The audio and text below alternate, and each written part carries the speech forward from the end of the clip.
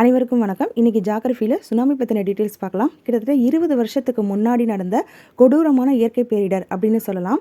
மெயினாக தமிழ்நாட்டுக்கு அதிக பாதிப்பை ஏற்படுத்துச்சு அப்படின்னு நம்ம நியூஸில் கேள்விப்பட்டிருக்கோம். மெயினாக சென்னை, தூத்துக்குடி, நாகப்பட்டினம் இந்த மாதிரி இடங்களில் அதிகமான பேரழிவை ஏற்படுத்தி விட்டுருச்சு. இது 2004 டிசம்பர் 26 இந்திய பெருங்கடலில் உருவானுச்சு அப்படின்னு சொல்கிறாங்க.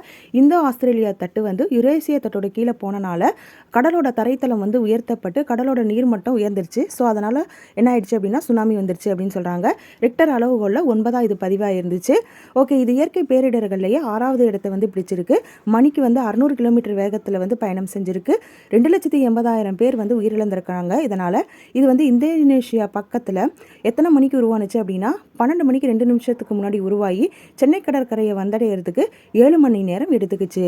ஸோ இது மாதிரி இன்னொரு சுனாமி வராமல் நம்ம இறைவனை வேண்டிக்கணும். ஓகே ஃப்ரெண்ட்ஸ், அவ்வளோதான். தேங்க்யூ.